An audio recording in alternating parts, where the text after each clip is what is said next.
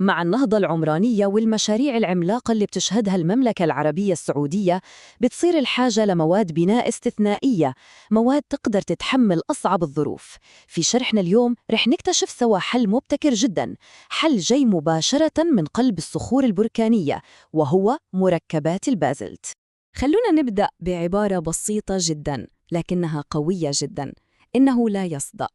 بس كلمتين، لكن هذه الكلمتين تختصر أكبر ميزة وأهم فرق بين هذه المادة الثورية وبين المواد التقليدية اللي تعودنا عليها في كل مشاريعنا. طيب، كيف رح نمشي في الموضوع؟ أول شي رح نتكلم عن تحديات البناء في بيئتنا القاسية. بعدها رح نكشف عن هذا الحل المبتكر اللي جاي من الصخور البركانية. وبعدين رح نشوف الإثباتات على قوته من خلال شهادات ومعايير عالمية.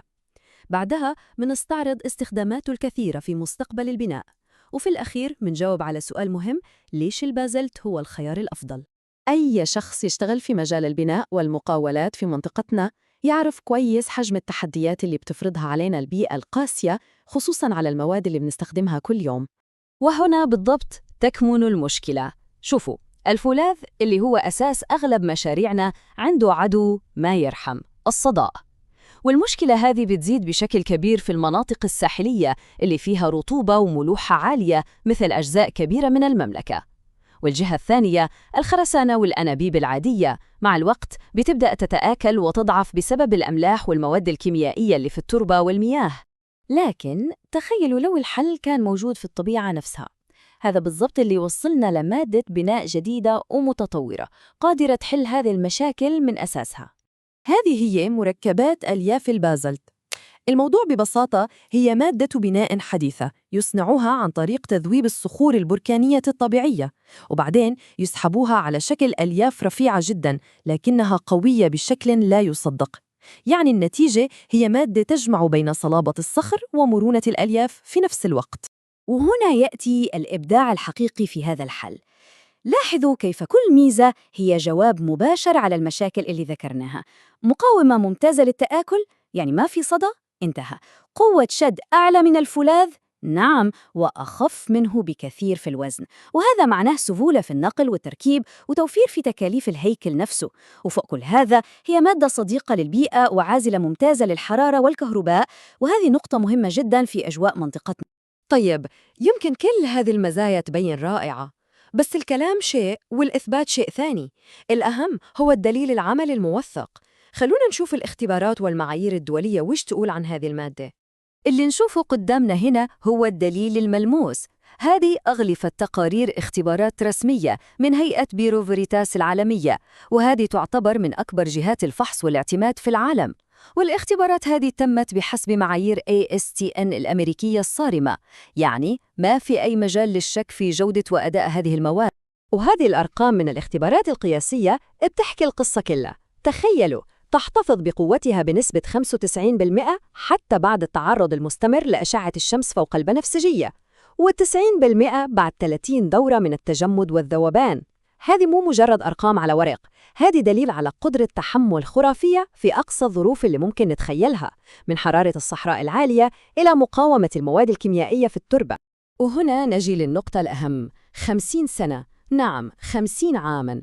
هذا هو العمر التشغيلي المتوقع لأنابيب البازلت حسب اختبارات التحمل طويلة الأجل. 50 سنة من الأداء المضمون. هذا يغير كل حسابات الجدوى الاقتصادية للمشاريع الكبيرة ويقلل تكاليف الصيانة في المستقبل بشكل ضخم جدا. طيب، شفنا القوة والمتانة بالأرقام والإثباتات. خلونا الحين نشوف كيف تترجم كل هذه المزايا لحلول عملية على أرض الواقع، خصوصاً في المشاريع العملاقة اللي بتصير في المملكة. الاستخدامات كثيرة جدا ومتنوعة، مثلا في البنية التحتية للطرق، خصوصا على الأراضي الرملية. شبكات البازلت هذه تقوي التربة والأسفلت بشكل رهيب. وفي مشاريع تحلية المياه المهمة جدا عندنا، هذه الأنابيب ما تصدأ أبدا، يعني تحل مشكلة كبيرة في نقل مياه البحر.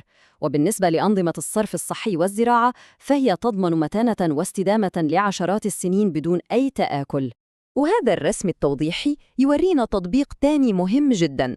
هنا بنشوف كيف ألياف وشبكات البازلت تستخدم لتدعيم وتقوية الأرضيات الخرسانية في المصانع والأساسات.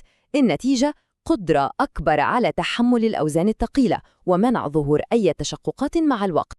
طيب، بعد كل اللي شفناه أعتقد الصورة صارت واضحة. السؤال ما عاد هو هل البازلت مادة كويسة، السؤال صار ليش يعتبر البازلت هو الخيار الأفضل للمستقبل؟ هذه المقارنة البسيطة بتختصر كل الكلام. في مقاومة التآكل والصدأ، البازلت يكسب بفارق كبير. بالنسبة للمتانة مقابل الوزن، أداؤه استثنائي. ولما نتكلم عن العمر الافتراضي، الاستثمار في البازلت هو استثمار للمستقبل، بيوفر قيمة حقيقية ومستدامة.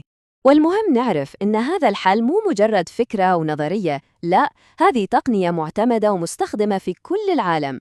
منتجات بازلت أوزبكستان تصدر لدول صناعية كبيرة جدا، نتكلم عن ألمانيا، أمريكا، كوريا الجنوبية، تركيا، إسبانيا وغيرها كثير.